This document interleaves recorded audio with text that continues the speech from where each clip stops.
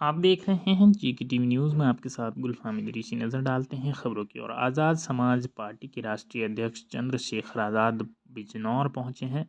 आपको बता दें, चंद्रशेखर नामांकन कराने पहुंचे हैं कलेक्ट्रेट। चंद्रशेखर ने कहा, लोगों में मेरे प्रति उत्साह का माहौल देखने को मिल रहा है।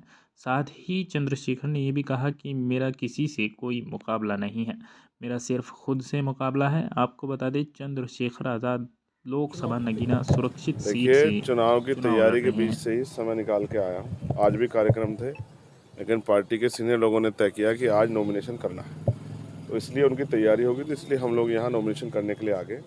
यहाँ से तुरंत निकलूँगा। आज भी 17-18 प्रोग्राम है, लोगों के बीच में जाना है, लोगों से मदद की अपील करनी है। चुनावी मुद्दे क्या रहेंगे? बहुत अच्छा माहौल है, बढ़िया जन समर्थन मिल रहा है, क्योंकि अब तक जिनको लोगों ने वोट दिया वो चुनाव के बाद कभी इनको ढूंढने नहीं मिले। और चंद्रशेखर एक ऐसा व्यक्ति है जो बिना बुलाए सबकी मदद करने के लिए पहुंचता है, तो लोगों में बहुत उत्साह है, बहुत प्रेम मिल रहा है। कई जगह तो लोग ये कहते हैं कि भाई पहली बार हमें मजबूत कैंडिडेट मिला है, जिसके सहारे से हमें भरोसा है कि अगर वो आदमी आगे बढ़ के जाएगा तो पार्लियामेंट में हमारे क्षेत्र की आवाज़ उठेगी।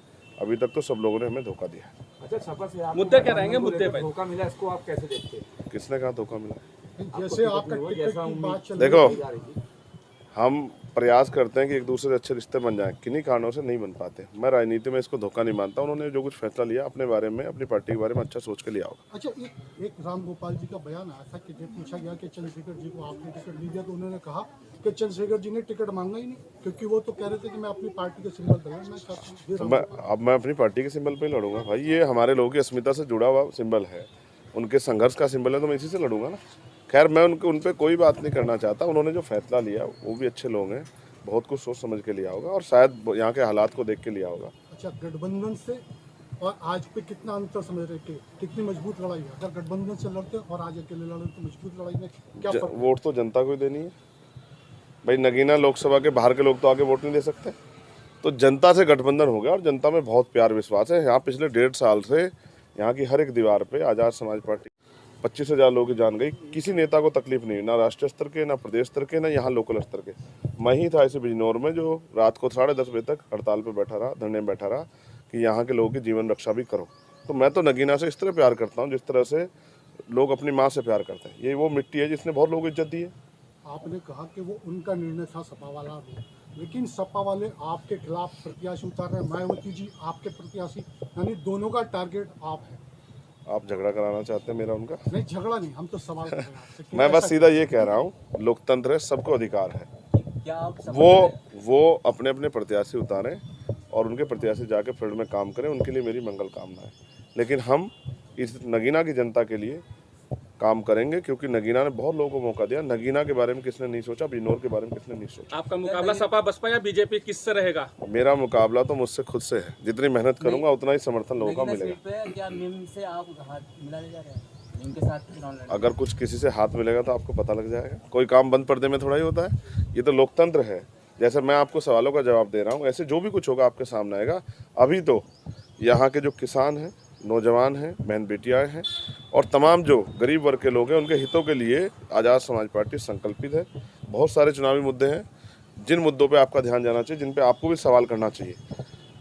यही नेटवर्क में मेरे एक साथी थे सलीम, जो पत्रकार भी थे, उनकी जान चली गई क्योंकि हार्ट अटैक आया उनको। जब मैं उनके घर गया मिलने के लिए तो उनके परिवार के लोगों ने मुझसे कहा कि कभी यहाँ के नेताओं ने नहीं सोचा कि यहाँ भी एक अच्छा हॉस्पिटल होना चाहिए जिससे कि यहाँ के लोगों की जान बच जाए। मैं यहाँ चाहता हूँ कि यहाँ एम्स जैसा एक हॉस्पिटल बने, जिससे कि यहाँ के लोगों को भी कम पैसा खर्च होने के साथ साथ बेहतर से बेहतर इलाज की व्यवस्था हो। जिस तरह से रोशनाबाद हरिद्वार में उद्योग धंधे लगे हैं, भगवानपुर में उद्योग धंधे लगे हैं, लाखों नौजवानों को रोजगार मिला, बहन बेटियों को, भाइयों को, यहाँ पर भी उद्योग धंधे लगे, इनको भी रोजगार मिले। क्योंकि बिजनौर का आदमी पूरे देश में जाकर काम करता है। किसी स्टेट में चले जाओ आपको बिजनौर का आदमी मिल जाएगा। तमाम तरह से जो है, किसानों की फसलों पे जाकर देखो किस तरह डाका पड़ रहा है हमारा पशुओं का, कोई पूछने वाला नहीं। गुलदार का समस्या मैंने आपको बता दिया, परसों ही 2 किसानों पे हमला किया, 450 टाँके लगे, कोई पूछने कहने वाला नहीं। और जिस तरह से अब सरकारी दफ्तरों में घूसखोरी हो रही है, गरीब आदमी जाते हुए डरता है। कई जगह तो कई ऐसे अधिकारी हैं जो थाने में जहाँ सुनवाई नहीं हो रही है, गरीब जनता परेशान है। मनरेगा का पैसा नहीं आता, मनरेगा में काम भी नहीं मिल रहा, मजदूर परेशान है, न्यूनतम वेतन नहीं मिल रहा है। तमाम तरह की जो समस्या ये तो बुनियादी हैं ही, लेकिन राष्ट्रीय स्तर पे भी जो समस्या है सब पे यहाँ से मिली हुई ताकत का जो है लाभ हम जनता के लिए उसको काम करने का हम लोग करेंगे। चंद्रशेखर जी, उपचुनाव में खतौली में आप लोगों ने समर्थन दिया था गठबंधन को, उसके बावजूद आप लोगों को टिकट यहाँ पर नहीं, आपको गठबंधन ने कोई समर्थन आपको नहीं मिला, इसमें क्या कहना है आपका? हम हर उस व्यक्ति के साथ खड़े हैं जो भी देश बचाना चाहता है।